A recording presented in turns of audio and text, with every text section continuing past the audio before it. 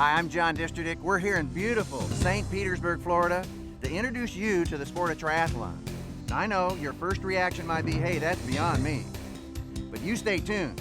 By the end of this show, I think we're going to change your mind. And I know we can change your life.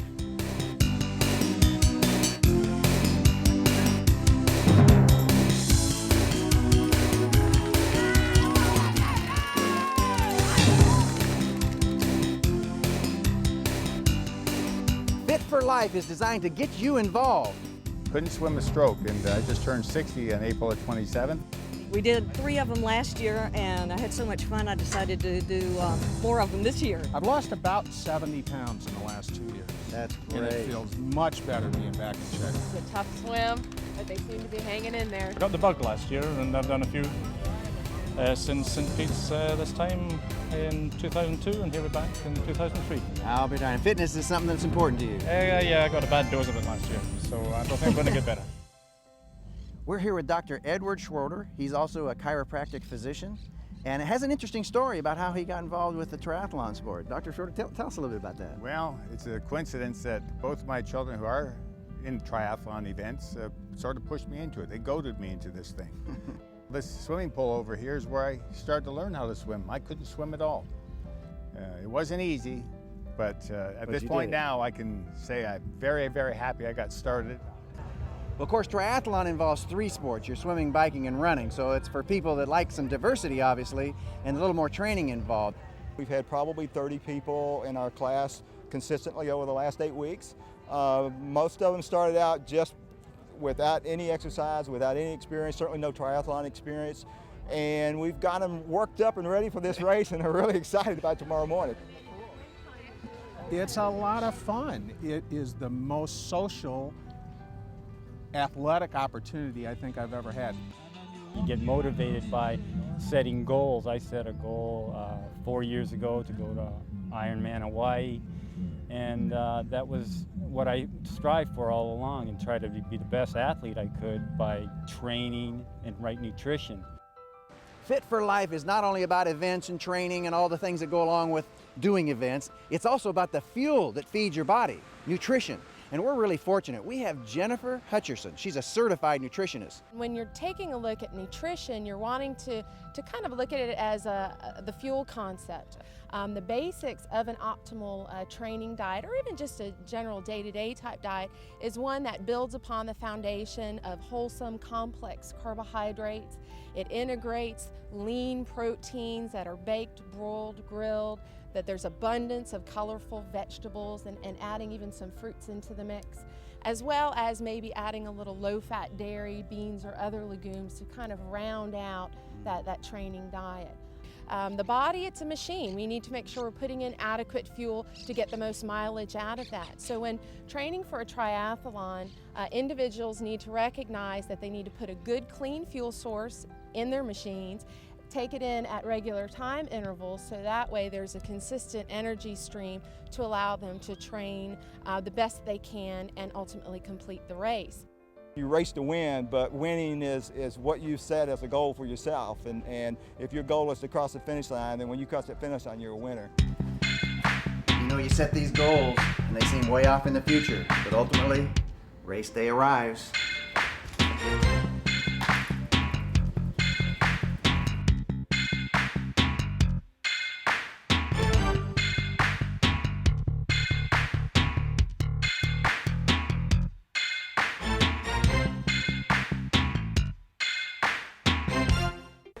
Four, three, two, one, go!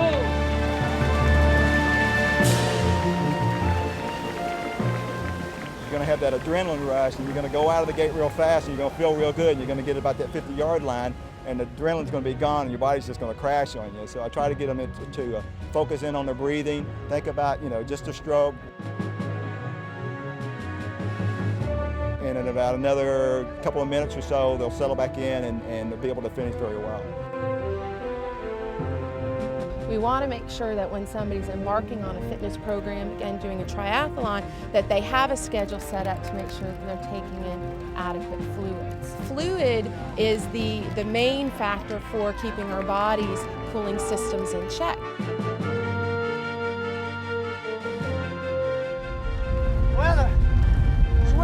little tough for the waist, but we've got a long time on this bike, so we'll see what we can do. You look ahead to each race and you know, we generally know who we have to beat, and you focus on them, and that helps a lot too. I mean, you want to be competitive, yet you don't want to kill yourself. How you feeling? Great! 2/3 of the way finished. What are you talking about?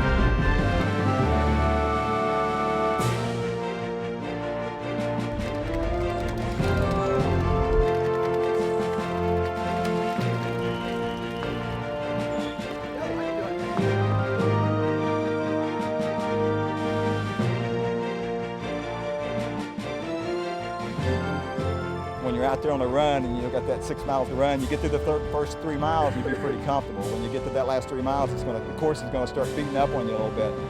I'm right at that cramping point in my left leg. Just feel it tied up. So I've got this little mantra that we sing, and it's called feet quick, legs strong. I can do this all day long in the class. I think it's a good tip, you know. It just helps you focus back in on the race itself and not get and not think about the pain.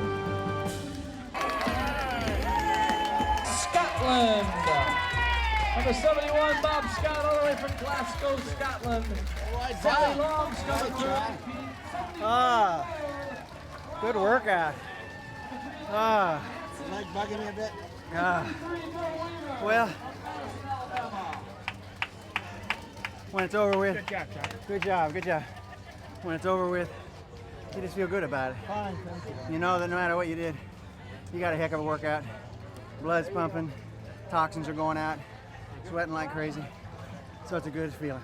I feel good about it. I finished, and I've been into this for 6 months now. My first one was March the 15th in Madeira Beach. And it's quite an experience. It's a learning experience, and lost 40 pounds. And basically, I feel like I have a whole new body now. I love it. I love the sport. Finishing feels great. It's just, I know I'm in better shape than I was when I was 21. Well, tell me, how did the event go, Louis? It went real well. Everybody that we had out here, all 25, 30 of them, every one of them finished. We had people that, one of them finished like second, I think, overall. Great. And then also had the person that finished last. So Wow. we pretty much covered the whole spectrum. I thought it did pretty well. I finished about 6 minutes ahead of my goal time, so I was really pleased. Good job. You too. You both did a great job. Yeah, enjoyed it. Just finishing's a great job. That's right. Good for life, right? Yep, that's right. All right, thanks. Fit for life! We want to help you to get fit for life. We're here for you, and we look forward to seeing you next week.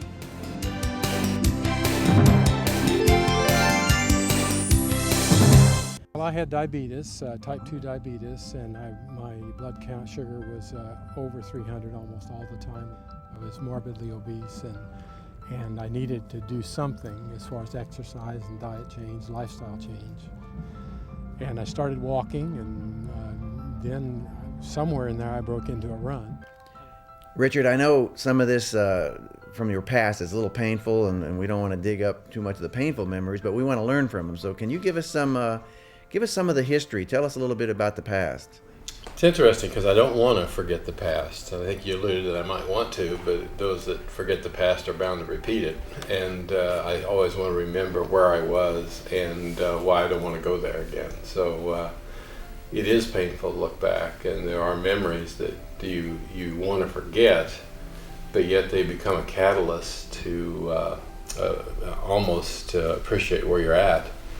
And it reminds you of why you don't want to be there. Many people would come to me and they would say, I want you to help me lose weight. And so as a clinical counselor, you know, I open the door and they come in and I say, well, how can I help you? I want to help you lose weight. And of course, what I want to say is maybe we ought to fix your eyes first, you know, because obviously I don't, I need help too. Maybe we ought to go see someone together, you know. But it was unusual because I was able to help people lose weight and was unable to help myself. I wasn't at a crossroads. I was so far past the crossroads, I had to find a path back on the other way. Every aspect of my life was affected. I couldn't do things with my 4 wonderful kids and their families. I was sidelined. The things that happen to heavy people profoundly affect their lives. and it drives the very eating that they need to stop when it happens. I was went to get my son's insurance for his first car, and I sat in the chair across from the insurance agent, which was one of those spring chairs, and those old, almost like a kitchen chair, chrome chairs, and no back to them. And I sat in that and was trying to be dignified as we were working on his insurance, as the chair slowly went to the floor with me sitting in it. And it would be funny on some kind of a variety show or comedy show. It would be just the funniest thing in the world. But that's real life. There's my son watching me on the floor, struggling, can't get up without somebody to help.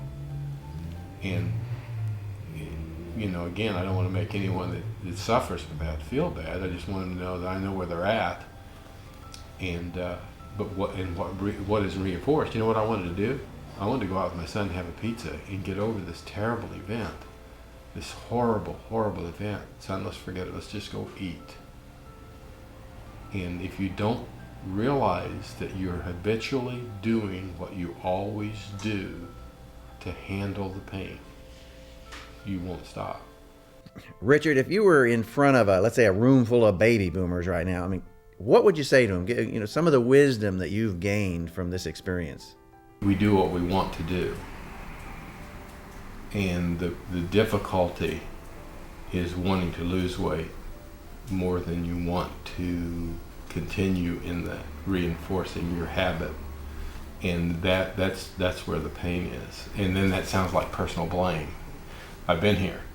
In other words, if someone came up to me and said, well, you know, the reason you're fat, we'll use the F word here, the reason you're fat is because you don't have the discipline, you don't want to lose weight. And it's true. The problem is what do you have to do to really want to do that? And then I think sometimes your events in life have a lot to do with your readiness level. In other words, am I ready for this? And distinctly, I know that you can't lose it for anyone else. That it has to be, you have to be alone with your problem, your addiction, and you have to come to yourself. You know, you got to stop blaming the stress. You've got to stop anything else. You got to come to this point in your life. This is me, alone with this demon of addiction, and what can I do? And I think baby steps is a big key. I found one of the secrets in my own life is the same compulsion that I ate with was the same compulsion that I approached dieting with, which is, I think, a real emotional trigger for people who fail, is that they eat emotionally and obsessively and compulsively. And so they obsessively and compulsively try to lose weight. And they're bound to fail either way they go, because what they're not dealing with is the obsessions and the compulsions. So the process of becoming in touch with yourself enough to where you're not listening to all the voices, that you're listening to your own intelligence rather than your emotional compulsion to do something, you know. And that's where the fad diets make millions. And I'm not against any particular diet, but the fad diets generally make millions on the word quick. Yeah, I've heard 33 billion is spent on diets. And that's an incredible number. Right, but if you'll notice the ads, you'll find the word quick. Mm-hmm. And that's the most trigger right there. And of course, if there's anything that most of us know, even those of us who have this problem, is that there's no quick fix that way. Were there any specific things that you can identify that really prompted this lifestyle change for you? Of course, for me and my age, and I think people who are my age might want to identify with this, is my dad was 58 and very obese and died of a massive heart attack. And one of the big catalysts was, again, that I'm my dad's age and I'm bigger than my dad was. and trying not to be emotional.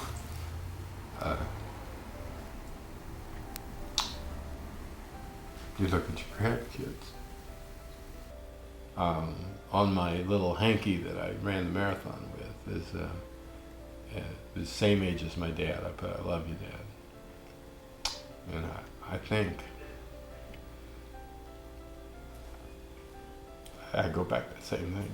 I just don't want the pain in me not having Dad. Makes me run. I just want to.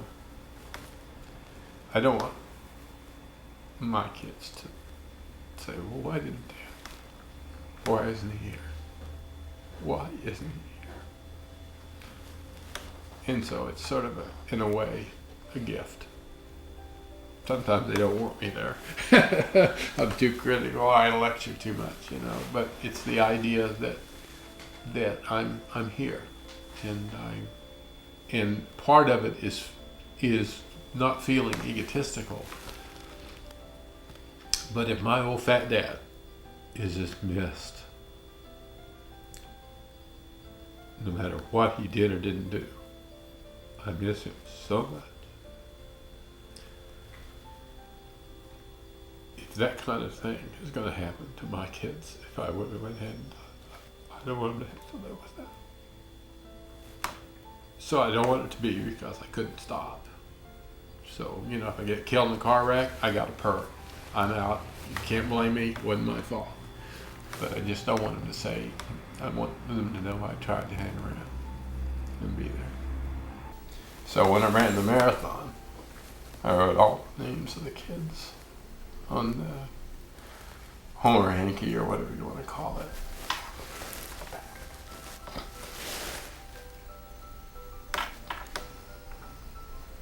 Just want to be there. You want to pass that wisdom on to the how next wise he generation. is. It's just, I just want to be there. And I don't want him to remember me like that. It's pretty hard for kids, you know, to get through life. And I'd much rather for them to look at my picture running across that line than in the hospital, morbidly obese, succumbing to habits. Just didn't become an option for me. We all go through part of adapting to life is the fact that we won't have it one day, and we all have to face that eventuality. But I would like for them to ride the coattails of someone who just kept running. And I think that has value. Sometimes kids just need that edge. They don't only need a future, they need to look back, and they need to have a history. And they need to be able to attach to figures in their life that were positive and kept going in the face of overwhelming odds. And I don't want to make anyone who never makes it. It isn't the end of the world that you never lost your weight. And that I think that's a terrible way to approach it, that I'm just a failure in life if I don't lose weight. I'm just saying the trip's worth the effort. That's all. And you don't lose weight by shaming yourself. You lose weight by realizing you have an opportunity, and it's not too late, and that the benefits will outweigh the negatives. And I think you should stay away from the shame. The shame's going to be there. You don't have to pay any attention for that demon to bounce on your shoulders. It's a wonderful feeling that I'm aging with grace. I'm not dead, and all things being equal, I'm not likely to be. In other words, anyone can get a disease and something can happen, but all things being equal, I've extended my life, and I'm around for my son, the grandkids, and so that's part of the joy of it. There are the simple joys of being able to cross your legs, being able to buy your clothes not in a big and tall store. Still a tall store, but not a big store. They don't make just tall stores. I've been looking for tall stores, but it's big and tall. What's in the future? What are your plans? what's coming up next? This year, I'd like to do a half marathon, but I don't need to. And I think it would be fun. And whatever time they give me, I'm sure I'll be in the last 10 seconds if I make it. You know what I'm saying? And it's not about competition. But for me, I get a little bit more of a boost if I'm out there running and I'm looking towards an event. So having that goal helps me get out there. Kind of a motivator to say that day's going to come and I'm going to get on the line, so I want to get out this morning and do my exercise. And I really don't mind not doing it. You know, there are considerations. You know, in other words, I'm still not where I haven't been doing this for 30 years. Only been doing it for 2. And 2 years ago, I weighed 367 pounds. So, you know, you don't want to get too hard on yourself because you can't run an Ironman this year. You know what I'm saying? So that, again, that obsessive compulsive thing. Now you all right, you were morbidly obese 2 years ago and you're now going to run, you're going to swim 2 miles, run 112 miles, or bike 112 miles and then run 26 miles. Yeah, well there's nothing wrong with you, is there? You see, the same thing would be wrong. So you have to say, what's the right thing for me to do, and is it going to be good overall? And don't get into where you obsess about it. So that's what I'd like to do. I'd like to run the half Ironman. I'm 59. Then I'm just sort of playing with the idea that 60 would be a really neat thing. And maybe my son. And possibly doing it with your son? A full Ironman when I'm 60. I'm not fast, but I'm healthy.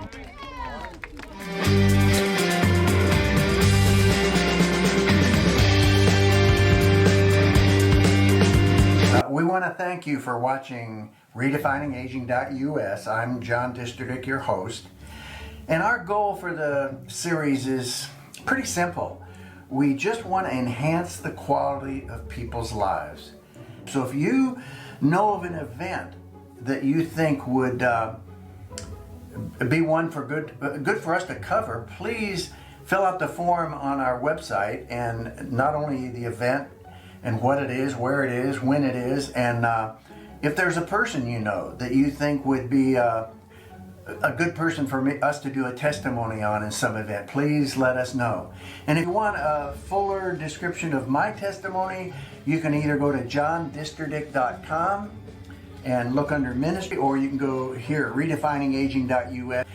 We appreciate your viewership. God bless, and hope to see you on more shows.